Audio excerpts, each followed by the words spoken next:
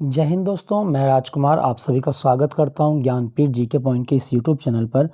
दोस्तों, उत्तर प्रदेश बीडीओ री एग्ज़ाम 2023 के लिए जीके का जो मॉक टेस्ट सीरीज़ हमने शुरू की थी, उसी में जीके का एक और मॉक टेस्ट मैं लेके आया हूं। तो आज का मॉक टेस्ट स्टार्ट करते हैं। 50 प्रश्न जीके के कौन से हैं जिनका अभ्यास करेंगे। और इससे पहले मैंने जो भी मॉक टेस्ट अपलोड किए हैं उनकी प्लेलिस्ट बीडीओ री एग्ज़ाम जीके के नाम से मैंने बना दी है। तो आप प्लेलिस्ट में जाके उन प्रश्नों का अभ्यास कर सकते हैं। बहुत कुछ जानने को मिलेगा आपको। पहला प्रश्न आपकी स्क्रीन पर क्या कहता है? वर्ष 2023 तक भारत में कितने प्रतिशत छोटे किसान हैं? दोस्तों, भारत सरकार के अनुसार भारत में जो सीमांत किसान हैं उनका परसेंटेज है 85%। ऑप्शन बी इसका सही जवाब है। ठीक है दोस्तों, 85% भारत में सीमांत किसान है, याद रखना। दोस्तों, मैं बात करूं किसान के बारे में, अगर आपसे पूछा जाए कि भारत में राष्ट्रीय किसान दिवस कब होता है, 23 दिसंबर को भारत में राष्ट्रीय किसान दिवस होता है, 23 दिसंबर। और ये किसकी बर्थ एनिवर्सरी होती है? चौधरी चरण सिंह। चौधरी चरण सिंह की जयंती भारत में राष्ट्रीय किसान दिवस के रूप में 23 दिसंबर को मनाई जाती है। ठीक है दोस्तों, याद रखिएगा। दोस्तों, यहाँ पे लिखा गया 2023। 2023 को हमने किस फसल का वर्ष घोषित करा? तो अंतर्राष्ट्रीय स्तर पर जो 2023 को मनाया जा रहा है FAO के द्वारा, इसको बाजरा वर्ष घोषित किया गया है। ठीक है, 2023 जो है ये बाजरा वर्ष है, याद रखना। और भारत जो है दुनिया का सबसे बड़ा बाजरा उत्पादक देश है। लीडिंग जो मिलेट होता है उसका प्रोडक्शन भारत में होता है। नेक्स्ट प्रश्न पे चलते हैं। वर्ष 2023 के गणतंत्र दिवस में मुख्य अतिथि कौन थे? दोस्तों, 2023 के गणतंत्र दिवस में जो मुख्य अतिथि थे वो मिस्र के राष्ट्रपति थे। ठीक है, इरफान अली मिस्र के राष्ट्रपति थे। सॉरी, अब्देल फतेह अल सीसी वो थे आपके। ठीक है, याद रखिएगा। मिस्र की राजधानी क्या है दोस्तों? काहिरा। मिस्र की राजधानी काहिरा है। और मिस्र को नील नदी का वरदान कहा जाता है।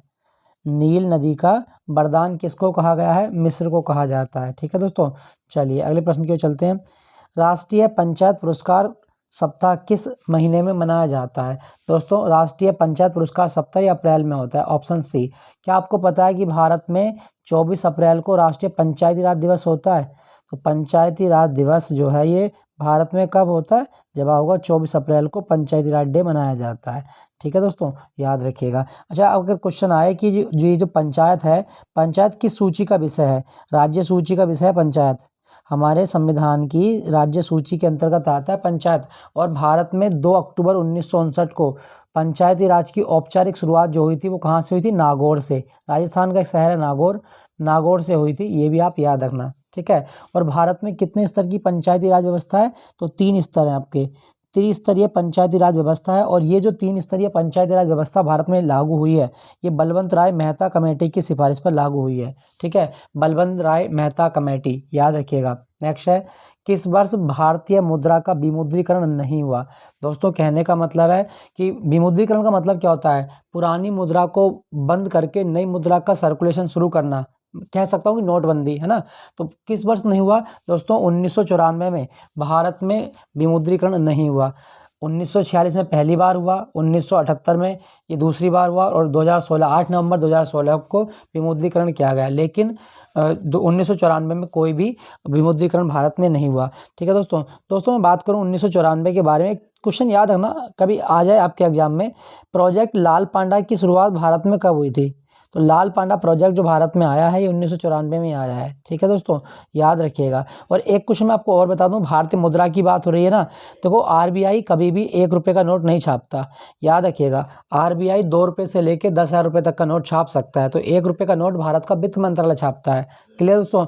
और भारत में जो मुद्रा है इसमें कितनी भाषाएं होती हैं? रुपये पर कितनी भाषाएं होती हैं? भाषा कॉलम में 15 भाषाएं होती हैं। नेक्स्ट आपका प्रसिद्ध क्रांतिकारी गीत सरफरोशी की तमन्ना अब हमारे दिल में है, ये किसके द्वारा रचा गया है? तो दोस्तों, ये है आपका राम प्रसाद बिस्मिल। ऑप्शन डी इसका सही जवाब है, राम प्रसाद बिस्मिल। ठीक है दोस्तों, भगत सिंह ने ना एक संस्था बनाई थी, अभिनव भारत समाज।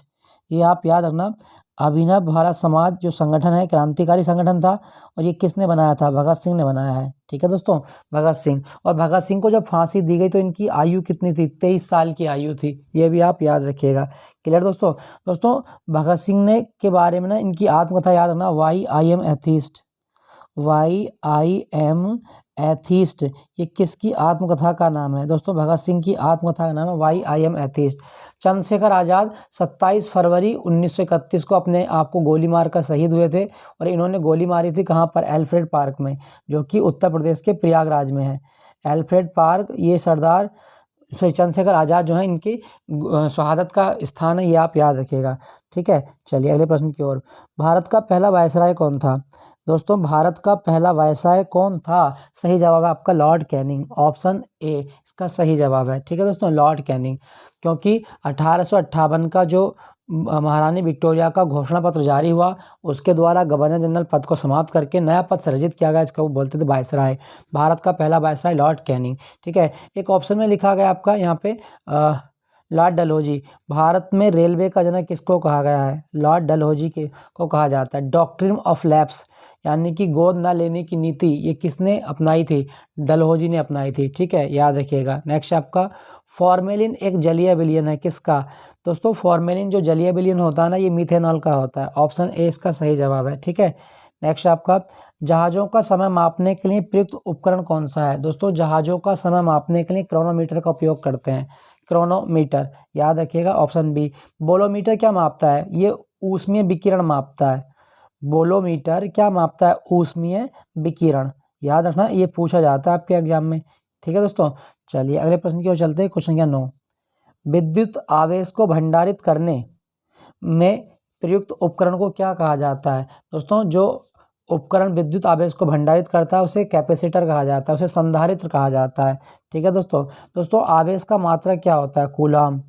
आवेश का मात्रक क्या है? कूलाम मात्रक होता है, ये आप याद रखिएगा। नेक्स्ट है, ग्रीष्म काल में मरीचिका की घटना किस पर आधारित होती है दोस्तों? मरीचिका का बनना किसका है? तो पूर्ण आंतरिक परावर्तन, ऑप्शन बी इसका सही जवाब है। पूर्ण आंतरिक परावर्तन, ये मरीचिका जो है इस घटना पर आधारित होती है। ठीक है दोस्तों, और इसी घटना के कारण हीरा जो है वो चमकदार बनता है। पूर्ण आंतरिक परावर्तन के कारण ही हीरा जो है चमकदार दिखता है, याद रखिएगा। ठीक है दोस्तों, मरीचिका में वैसे अपवर्तन भी होता है थोड़ा सा। नेक्स्ट आपका, धातुओं के पृष्ठ पर उपयुक्त तरंगदैर्घ्य का प्रकाश पड़ने पर इलेक्ट्रॉनों के उत्प्रेक्षण की घटना को क्या कहा जाता है दोस्तों? जब एक निश्चित आवृत्ति से अधिक तरंगदैर्घ्य का प्रकाश उस पर डाला जाए धातु पे, तो उससे इलेक्ट्रॉन उत्पन्न होने लगते हैं और इस प्रभाव को प्रकाश विद्युत प्रभाव कहा जाता है। ऑप्शन सी, और ये आइंस्टीन ने बताया था। ठीक है, आइंस्टीन ने बताया था, ये भी आप याद रखिएगा। क्लियर, चलिए अगले प्रश्न की ओर चलते हैं। 2011 की जनसंख्या के अनुसार, या जनगणना के अनुसार, जनसंख्या का अधिकतम घनत्व किस राज्य में है? तो दोस्तों सबसे ज़्यादा जनघनत्व वाला राज्य वो बिहार है। ऑप्शन सी इसका सही जवाब है। दोस्तों क्या आपको पता है कि बिहार में एक जिला है पश्चिमी चंपारण? बिहार में एक जिला है पश्चिमी चंपारण, और बिहार का एकमात्र टाइगर रिजर्व जिसका नाम है वाल्मीकि टाइगर रिजर्व, ये कहाँ पर है दोस्तों? बिहार का एकमात्र टाइगर रिजर्व चंपारण जिले में है। ठीक है दोस्तों, याद रखना। एक चीज़ मैं आपको और बता देता हूँ, देखो बिहार में ना एक मेला लगता है सोनपुर का मेला, और ये एशिया का सबसे बड़ा पशु मेला है, सोनपुर पशु मेला, ये भी आपको याद रखना है। ठीक है, भारत में सबसे ज़्यादा लीची कहाँ होती है? वो बिहार में ही होती है। क्लियर, और बिहार का शोक किस नदी को बोलते हैं? कोसी नदी को बिहार का शोक कहा जाता है। कोसी नदी को बिहार का शोक बोलते हैं। ठीक है दोस्तों, क्या आपको पता है जब हमारी जनगणना हुई 2011 में, तो सबसे ज़्यादा आबादी किस राज्य की थी? यूपी की। यूपी के बाद महाराष्ट्र दूसरे नंबर पे था, महाराष्ट्र के बाद बिहार। बिहार भारत का तीसरा बड़ा राज्य था आबादी में, और चौथे नंबर पर था वेस्ट बंगाल। तो ये 3-4 राज्य आप याद रखना, जनसंख्या का क्रम यही है आपका। ठीक है दोस्तों, अगर आपसे पूछा जाए कि भारत में नियमित जनगणना की शुरुआत कब हुई है? 1881 से। 1881 से भारत में लॉर्ड रिपन के टाइम से भारत में नियमित जनगणना की शुरुआत होती है। और भारत में जनगणना का जनक कौन है? हेनरी बोल्टर। हेनरी बोल्टर जनगणना का जनक है, और भारत में जनगणना 10 वर्ष के अंतराल पर होती है, ये भी आप याद रखिएगा। ठीक है, नेक्स्ट प्रश्न की ओर चलते हैं। भारत के राष्ट्रीय जलीय जीव का नाम क्या है दोस्तों? भारत का राष्ट्रीय जलीय जीव गंगा डॉल्फिन है, और गंगा डॉल्फिन जो है इसका वैज्ञानिक नाम क्या होता है? अच्छा सॉरी, जलीय जीव नहीं लिखा, सॉरी, जलीय जीव नहीं लिखा, इसने लिखा राष्ट्रीय प्राणी यानी पशु का नाम पैंथेरा टिग्रिस। ऑप्शन बी इसका सही जवाब है, पैंथेरा टिग्रिस। क्लियर, याद रखना, बहुत इंपॉर्टेंट है। अच्छा दोस्तों चलिए एक क्वेश्चन बताइएगा, चीता का वैज्ञानिक नाम क्या है, कमेंट में लिख के बताओ। चीता का वैज्ञानिक नाम, आपसे रिक्वेस्ट है कि आप आंसर जरूर करें ताकि आपको भी इतनी जिज्ञासा हो क्वेश्चनों को देखने की। तो चीता का वैज्ञानिक नाम क्या है, आप लिख के बताइएगा। भारत का राष्ट्रीय पशु ये बाघ है। नेक्स्ट है, रक्त का निर्माण कहाँ होता है। दोस्तों मानव रक्त का निर्माण जो होता है ना, ये आपका अस्थि मज्जा में होता है। ऑप्शन ए इसका सही है, बोन मैरो इसको कहा जाता है। दोस्तों मानव रक्त का पीएच मान कितना होता है, 7.4 होता है पीएच मान। और एक वयस्क में 5 से 6 लीटर ब्लड पाया जाता है। ठीक है, याद रखना। हमारे ब्लड में कौन सी धातु होती है, आयरन होती है। ब्लड में आयरन धातु होती है। और ब्लड में आरबीसी अनुपात डब्ल्यूबीसी अनुपात प्लेटलेट्स, इनका अनुपात कितना होता है। दोस्तों याद रखना, आरबीसी अनुपात डब्ल्यूबीसी का जो अनुपात है, आरबीसी 600 अनुपात डब्ल्यूबीसी 1 और ये 40। तो आरबीसी अनुपात डब्ल्यूबीसी अनुपात प्लेटलेट 600 अनुपात 1 अनुपात 40 होता है। ठीक है, याद रखना। और रक्त को आप किस वर्ग में रखेंगे, रक्त को आप ऊतक कहेंगे। कैसा ऊतक, तरल ऊतक। और ये कैसा, कनेक्टिव होता है। ठीक है, याद रखना। दोस्तों यहाँ पे लिखा गया आपका हृदय। मानव के हृदय में कितने चैम्बर होते हैं, 4 चैम्बर होते हैं दोस्तों। ठीक है, मानव का हृदय में 4 चैम्बर। और हृदय 1 मिनट में सामान्य स्थिति में कितनी बार धड़कता है, 72 बार धड़क लेता है। ठीक है, ये भी आप याद रखिएगा। क्लियर। और साथ साथ आप याद रखना कि जो हमारा हृदय है ना, इसकी एक धड़कन कितने टाइम में बनती है, 0.8 सेकंड में। ठीक है, यहाँ लिखा गया किडनी, गुर्दा की जो यूनिट है वो है न्यूरॉन। गुर्दे की यूनिट न्यूरॉन होती है। ठीक है, नेक्स्ट प्रश्न की ओर चलते हैं। किसने संवैधानिक उपचार के अधिकार को भारतीय संविधान का मर्म और आत्मा माना था। मर्म और आत्मा, मर्म था हृदय। तो भारतीय संविधान के कौन से आर्टिकल को, मतलब आर्टिकल 32 को कहा है एक्चुअल में। आर्टिकल 32 को किसने कहा, डॉक्टर बी आर अम्बेडकर ने कहा है कि आर्टिकल 32 संविधान की हृदय और आत्मा है। ठीक है, डॉक्टर बी आर अम्बेडकर। दोस्तों क्या आपको पता है कि अम्बेडकर की आत्मकथा का नाम वेटिंग फॉर वीज़ा है। अम्बेडकर की आत्मकथा का नाम क्या है, वेटिंग फॉर वीज़ा। और डॉक्टर बी आर अम्बेडकर ये हमारी संविधान सभा में जो प्रारूप समिति थी उसके अध्यक्ष भी थे। साथ साथ आपको याद रखना है, हमारे स्वतंत्र भारत के पहले कानून मंत्री डॉक्टर बी आर अम्बेडकर थे। और एक चीज़ और याद रखिएगा, डॉक्टर अम्बेडकर का एक समाचार पत्र है मूक नायक समाचार पत्र किसने शुरू किया, डॉक्टर बी आर अम्बेडकर ने। अम्बेडकर की समाधि को चैत्य भूमि कहा जाता है जो मुंबई में है। याद रखिएगा इसके बारे में, चैत्य भूमि किसकी समाधि है, मुंबई में है, अम्बेडकर की। और अम्बेडकर की दीक्षा भूमि भी आप याद रखिएगा। दीक्षा भूमि वो जगह है जहाँ पर अम्बेडकर ने बौद्ध धर्म को स्वीकार किया था, ये भी आप याद रखिएगा। ठीक है दोस्तों।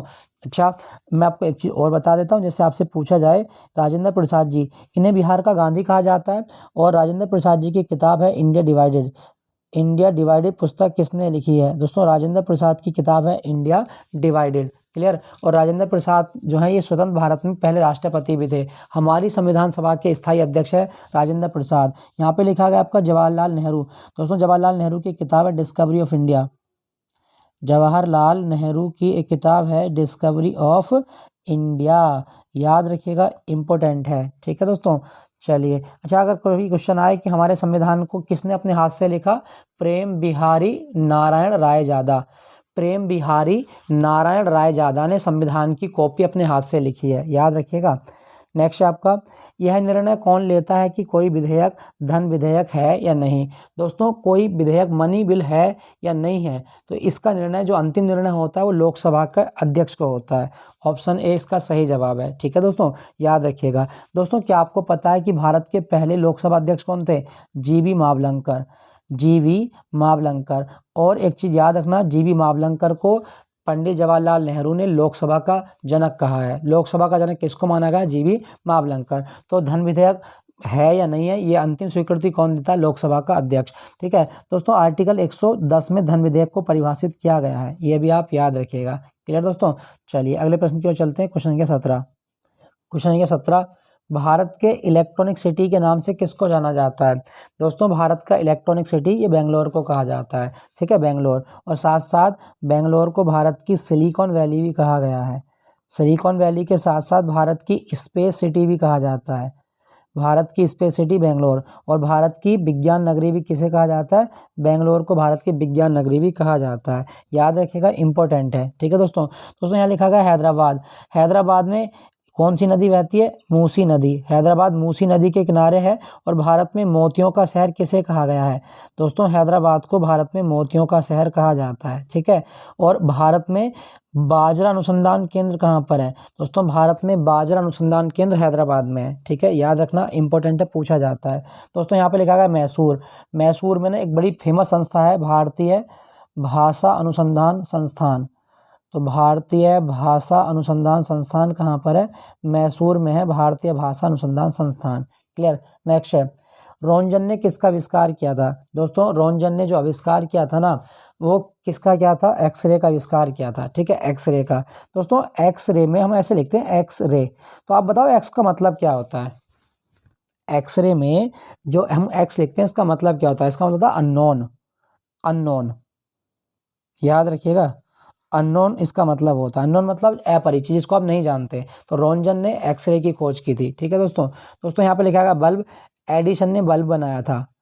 दुनिया में सबसे पहले बल्ब का आविष्कार किसने किया? एडिशन ने। सूक्ष्मदर्शी आप जानते हैं, ठीक है। बाकी टीवी जेएल बेयर्ड। नेक्स्ट आपका ग्रीन हाउस प्रभाव क्या है? अच्छा, ग्रीन हाउस प्रभाव का कारण क्या है? तो दोस्तों ग्रीन हाउस प्रभाव का मतलब है कि पृथ्वी का जो पृष्ठीय तापमान होता है ये बढ़ जाता है और इसमें मेनली कार्बन डाइऑक्साइड भाग लेती है, ठीक है। Carbon dioxide green house effect show करती है, ये आप याद रखना। अच्छा, क्या आपको पता है कि ग्रीन हाउस गैस की जो अवधारणा किसने दी थी? ग्रीन हाउस अवधारणा किसने दी? जोसेफ फूरियर ने दी थी। Joseph Fourier. जोसेफ फ्यूरियर के द्वारा ग्रीन हाउस कॉन्सेप्ट दिया गया है, याद रखिएगा। किस ग्रह का कोई उपग्रह नहीं है? तो बुध और शुक्र ऐसे दो ग्रह हैं जिनके कोई भी उपग्रह नहीं है, ठीक है दोस्तों। शुक्र को पृथ्वी की बहन भी कहा जाता है।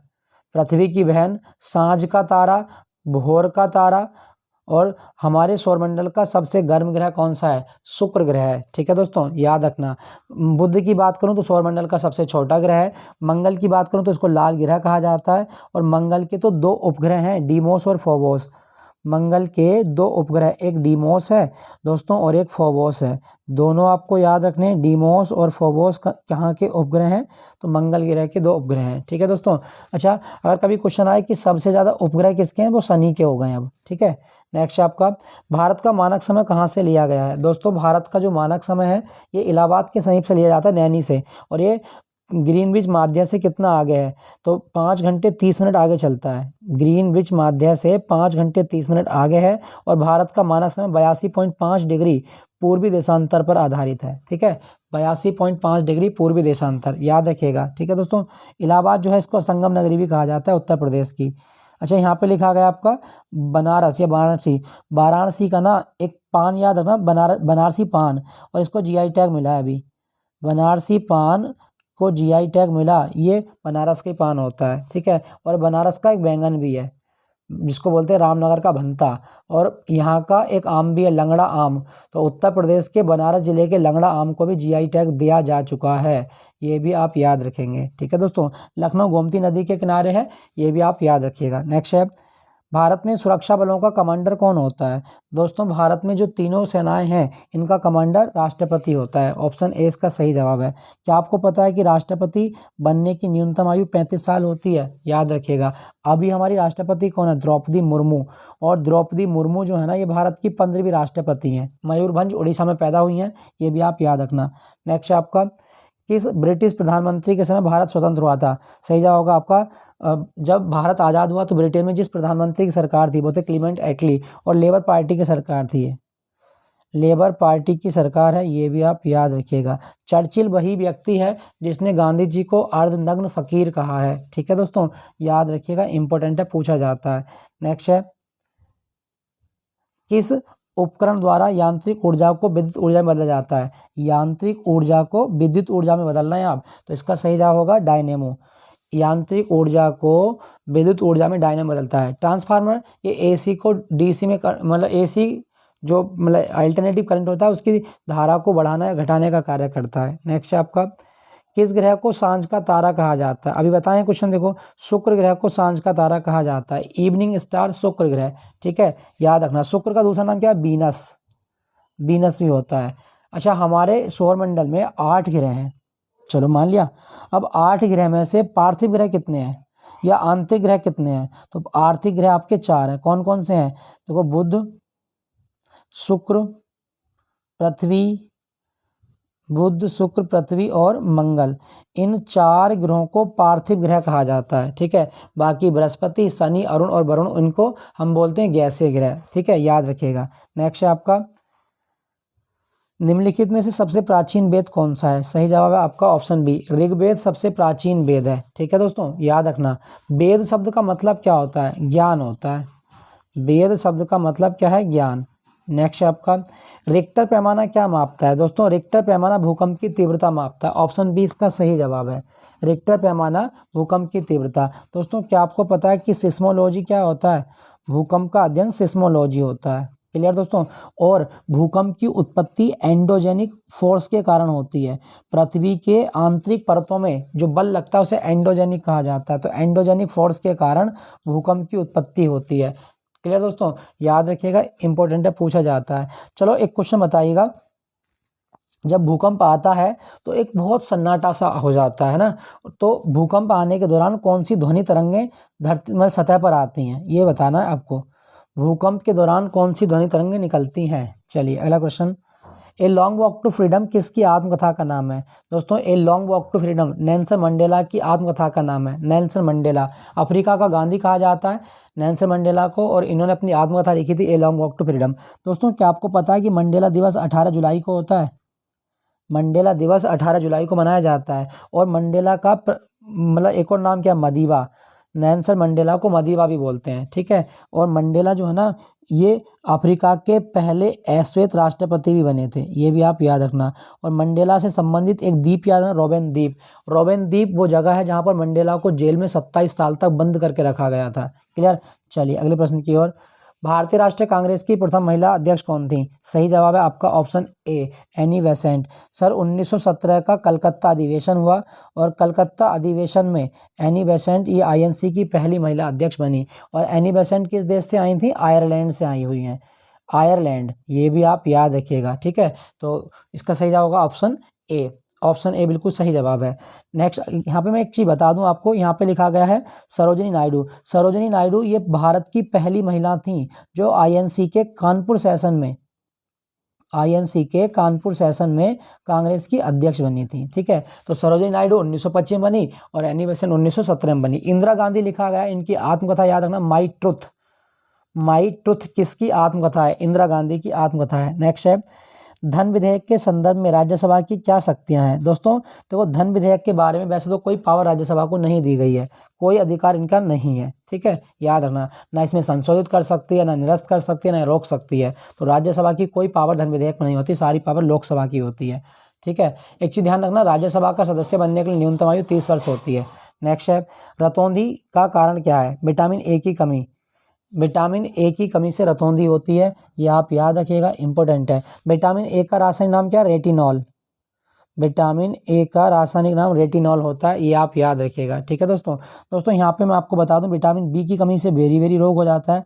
वैसे बी कॉम्प्लेक्स में कई सारे विटामिन आते हैं आपके, तो बेरी। सी की कमी से स्कर्वी रोग हो जाता है, सी की कमी से स्कर्वी, और डी की कमी से ऑस्टियोमलेशिया हो सकता है। हड्डियों के रोग मेनली हो सकते हैं आपको, हड्डियों के रोग। ठीक है, याद रखिएगा। विटामिन शब्द किसने दिया था? फंक ने दिया था।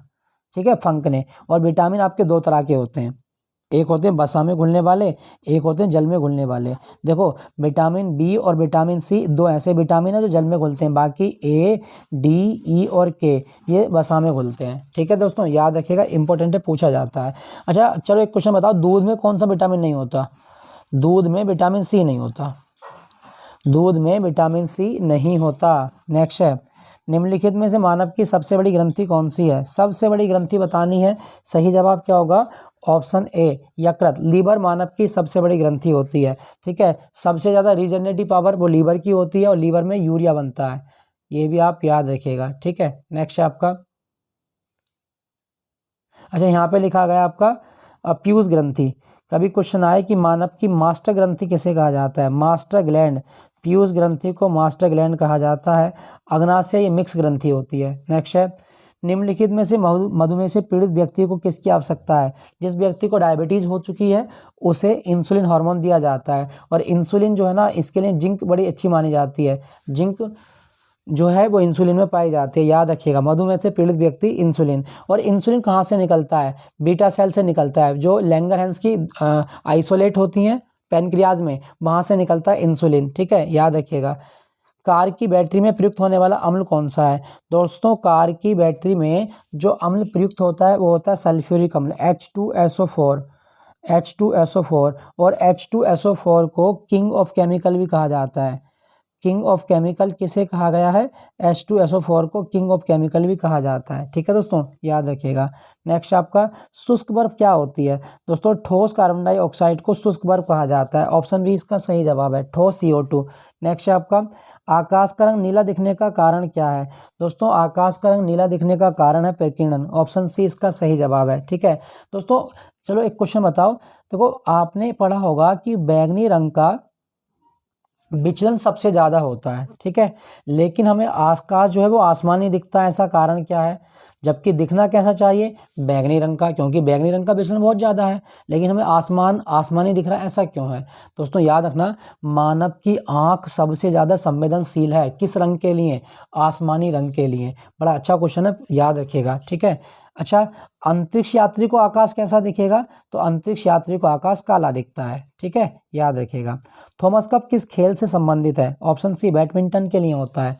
थॉमस कप बैडमिंटन के लिए होता है, याद रखिएगा। और अंतर्राष्ट्रीय बैडमिंटन महासंघ का मुख्यालय किस देश में है? मलेशिया में है।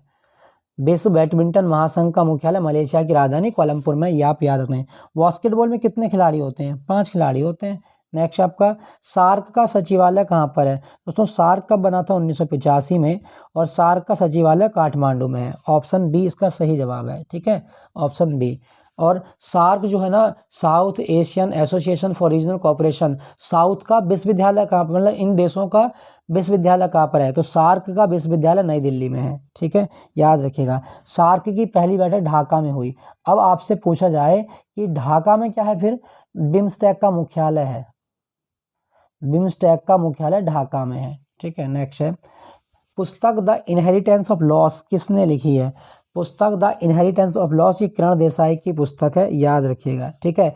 यहाँ पे लिखा है सलमान रुश्दी, एक्चुअल रस लिख दिया है, सलमान रुश्दी है पूरा नाम। इनका एक उपन्यास याद रखना, द विक्ट्री सिटी।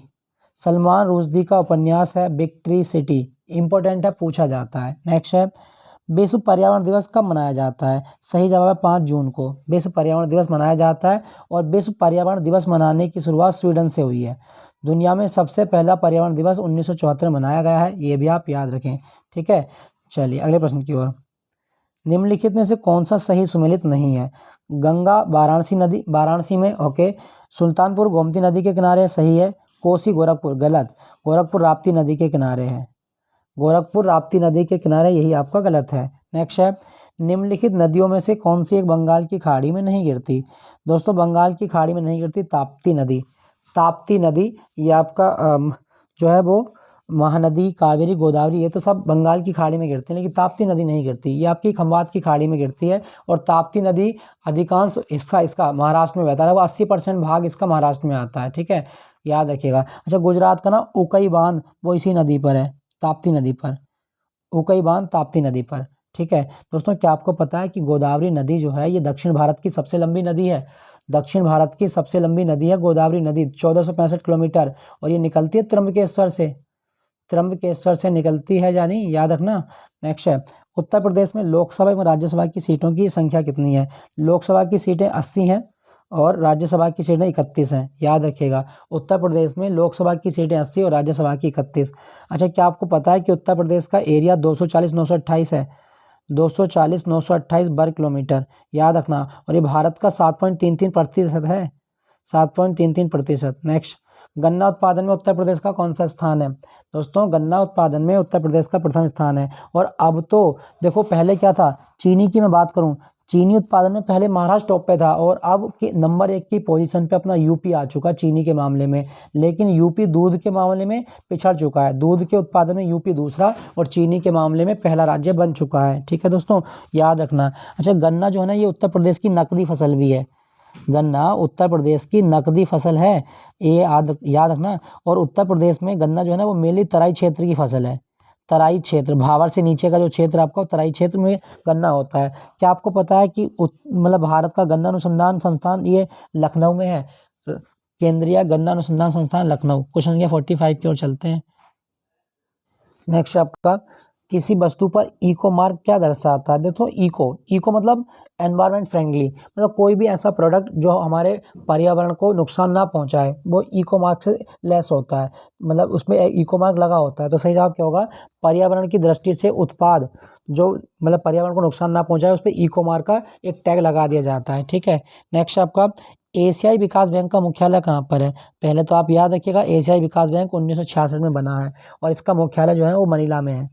मनीला में है एशियाई विकास बैंक का मुख्यालय, एडीबी। और मनीला में अंतर्राष्ट्रीय चावल अनुसंधान केंद्र भी है। अंतर्राष्ट्रीय चावल अनुसंधान केंद्र कहाँ पर है? मनीला में। फिलीपींस की राजधानी है मनीला। ठीक है दोस्तों, याद रखना। दोस्तों यहाँ पे लिखा गया है सिंगापुर। क्या आपको पता है कि एपेक का मुख्यालय सिंगापुर में है? एपेक का मुख्यालय सिंगापुर। ध्यान रखना, ओपेक का मुख्यालय वियना में है और एपेक का मुख्यालय सिंगापुर में है। ठीक है। ओपेक पेट्रोल निर्यातक देशों का समूह है और ये एशिया पैसिफिक देशों का एक ग्रुप है। टोक्यो कौन से द्वीप पर आता है? होन्शु द्वीप पर स्थित है। जापान की राजधानी टोक्यो होन्शु द्वीप पर आता है, ये भी आप याद रखिएगा। नेक्स्ट है स्टोरेज डिवाइस नहीं है। दोस्तों स्टोरेज डिवाइस नहीं है प्रिंटर जो होता है ना ये आपका एक आउटपुट डिवाइस है, नॉट स्टोरेज। ठीक है। CD, compact disc, DVD, digital versatile disc, याद रखिएगा। नेक्स्ट आपका सीपीयू के लिए दूसरा शब्द कौन सा है? दोस्तों सीपीयू को माइक्रो प्रोसेसर भी कहा जाता है। ऑप्शन ए इसका सही जवाब है। कंप्यूटर का ब्रेन किसको कहा गया है? दोस्तों कंप्यूटर का ब्रेन किसको कहा जाता है? तो कंप्यूटर का ब्रेन कहा गया है सीपीयू को। नेक्स्ट आपका खालिस्तान फॉर्म करने के लिए पर्सनल कंप्यूटर को कनेक्ट किया जाता है। दोस्तों सही जवाब क्या होगा इसका? इसका होगा नेटवर्क फॉर्म करने के लिए पर्सनल कंप्यूटर को कनेक्ट किया जाता है। चलो एक क्वेश्चन बता देता हूँ, भारत का पहला सुपर कंप्यूटर क्या था? दोस्तों भारत का पहला सुपर कंप्यूटर है परम 8000। भारत में पहला सुपर कंप्यूटर परम 8000। नेक्स्ट है कंप्यूटर द्वारा पढ़े जाने के लिए डिस्क कहाँ रखी जाती है? दोस्तों कंप्यूटर जो डाटा पढ़ता है डिस्क में वो डिस्क ड्राइव में रखी जाती है। ठीक है, याद रखिएगा। क्लियर? दोस्तों एएलयू की फुल फॉर्म क्या है? Arithmetic logic unit. I repeat, arithmetic logic unit. तो दोस्तों ये थे आज के 50 क्वेश्चन। आई होप सेशन बढ़िया लगा होगा, आपको मजा आया होगा, आपको जानना मिलेगा होगा बहुत कुछ जीके में। तो मिलता हूँ आपको अगली मॉक टेस्ट के साथ में। और आज शाम को मैं उत्तर प्रदेश यूपी स्पेशल के कुछ क्वेश्चन लेके आऊँगा आपके लिए, ताकि आपका जो भी एग्जाम है आने वाला उसमें आपको बहुत ज़्यादा मतलब क्वेश्चन मिले। तो यूपी स्पेशल वेट कीजिएगा शाम तक का, मैं आप लेके आता हूँ इसको। तो चलिए फिर मिलता हूँ आपको अगले क्लास के साथ में। Thank you for watching Jnanpith GK point.